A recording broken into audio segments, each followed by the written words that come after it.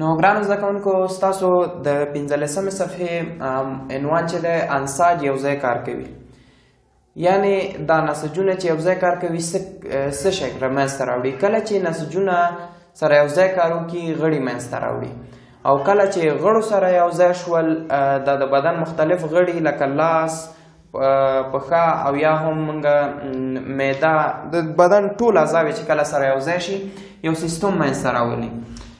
کله چې سیستم منځته راغی، سیستم چې منځته راغی د هغې نه پس بیا موږ ته څه شی لاسته راځي؟ یو ژوندی موجود، ژوندی موجود یا ارګانیزم ورته په انګلیسي کې وایي، ارګانیزم. یعنې دغه مرحلې دي چې دغه سره یو ځای کیږي، بالاخره یو ژوندی موجود لاسته راځي.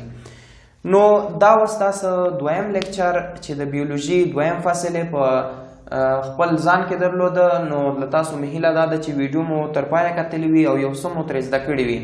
که چیرې کوم سوال لرئ نو تاسو کولی شئ په کومنټ کې راکړئ او د ویډیو لایک مه هیروئ. سلامونه ګرانو زده کوونکو، د تیر درس په ادامه باندې د دویم فصل لیکچر تاسو ته غواړم نن درس درکړم چې تر 14مې صفحې پورې رسیږي. نو لومړی موضوع مو ده په ژوندي موجود کې د تنظیم سطحې. دا چې موږ په تیر لوست کې حجرې مطالعه کړلې چې ژوندي موجودات په یا د یوني سیلولر وي یا به ملټي سیلولر وي.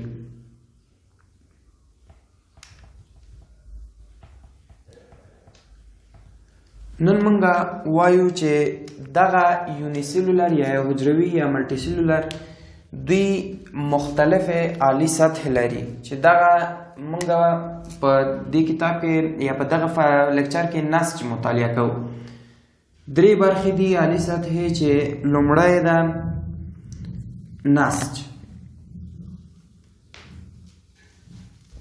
نسج، دویمه برخه ده عضوه، بیا ده سیستم.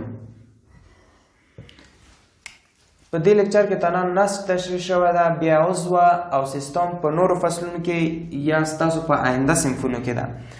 راځو اول نسج تعریفوو. نسج څه شی ده؟ نسج و د یو شمېر مشابه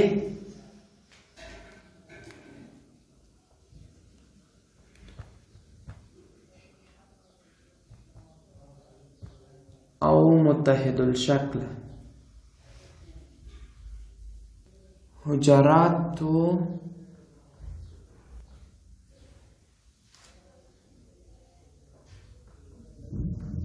چې په ژوندي موجود کې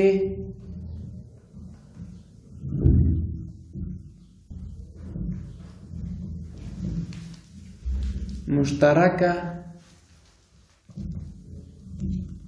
او مشخصه وظیفه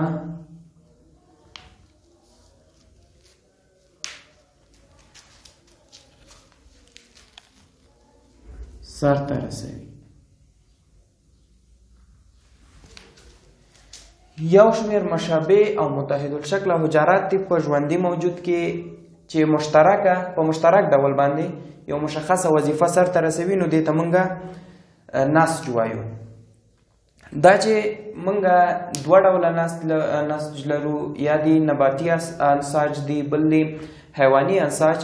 نو راځو لومړی نباتي انساج تاسو ته تشریح کوم. نباتي انساج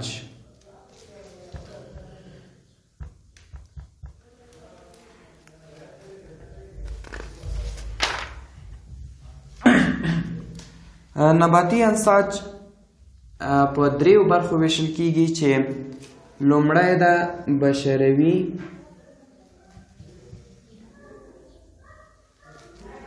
انساج دی، دویم اساسي انساج دی،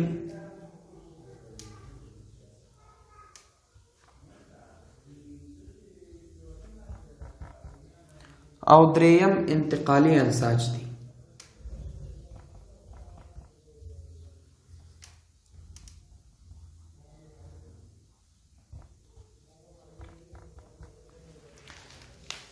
په نباتي انساجو کې بشروي انساج څه شی کوي او په کوم ځای کې موقعیت لري؟ دا خصوصا د پاڼو او د ښاخونو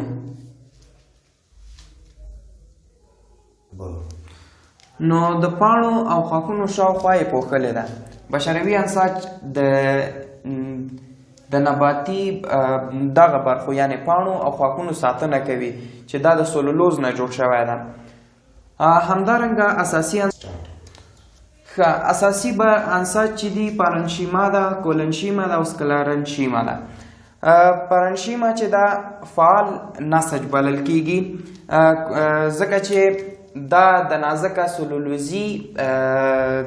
سلولوز نه جوړ شوی ده. همدارنګه او بل نسبتا کولنشیما ته کلک نه ده.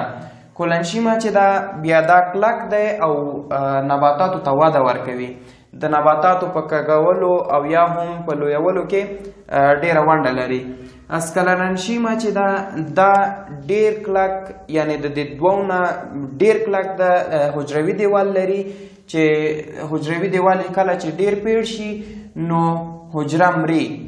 مونږه مثال ورته لوبیا پوستکی ورکولی شو، د لوبیا بیروني پوستکی. بیا راځو انتقالي انساج چې دی.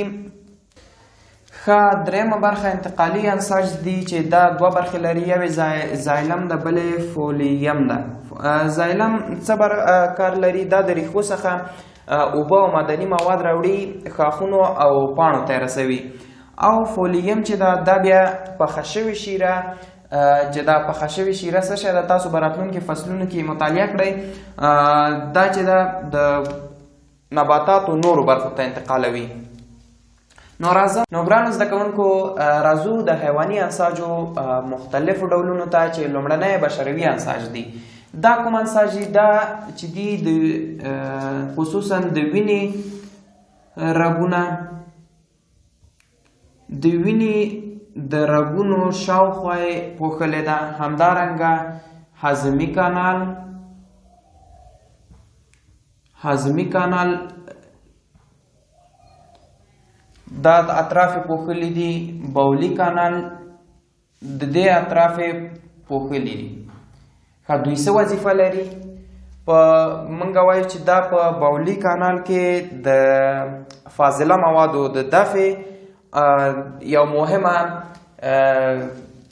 وظیفه لري. همدارنګه د خولو په بڼه چې کوم فاضله مواد دي زموږ د بدن څخه یې خارجوي.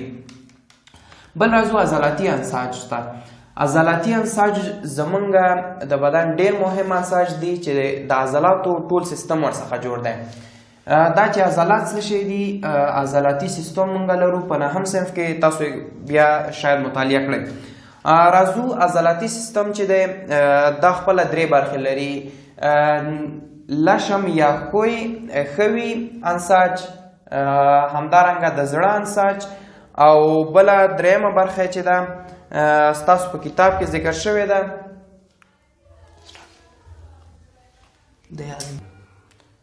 او دریمه چې ومې ستاسو کتاب کې ذکر شوی خطي انساج دي چې دا هر یوې بیل په تفصیل سره په 9م صنف کې ذکر شوي دي.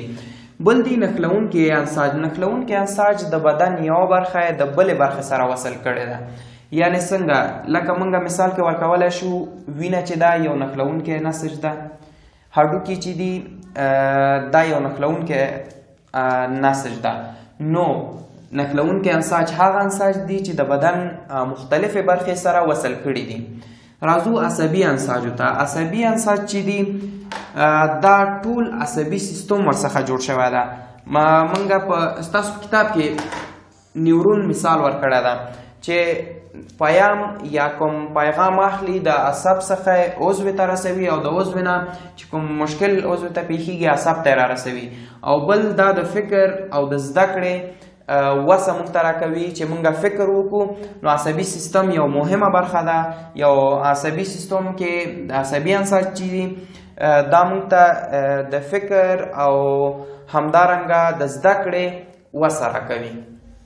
نو ګرانو زده کوونکو ستاسو د 15مې صفحې عنوان چې دی انساج یو ځای کار کوي، یعنی دا نسجونه چې یو ځای کار کوي څه شی منځته راوړي. کله چې نسجونه سره یو ځای کار وکړي غړي منځته راوړي، او کله چې غړو سره یو ځای شول د بدن مختلف غړي لکه لاس، پښه او یا هم موږ معده د بدن ټول اعضاوې چې کله سره یو ځای شي یو سیستم منځته راولي. کله چې سیستم منځته راغی، سیستم چې منځته راغی د هغې نه پس بیا موږ ته څه شی لاسته راځي؟ یو ژوندی موجود، ژوندی موجود یا ارګانیزم ورته په انګلیسي کې وایي، ارګانیزم. یعنی دغه مرحلې دي چې دغه سره یو ځای کیږي، بالاخره یو ژوندی موجود لاسته راځي. نو دا و ستاسو دویم لیکچر چې د بیولوژي دویم فصل په خپل ځان کې درلوده. نو له تاسو مې هیله دا ده چې ویډیو مو تر پایه کتلی وي او یو څه مو ترې زده کړي وي. که چیرې کوم سوال لرئ نو تاسو کولی شئ په کمنټ کې راکړئ او د ویډیو لایک مه هېروئ.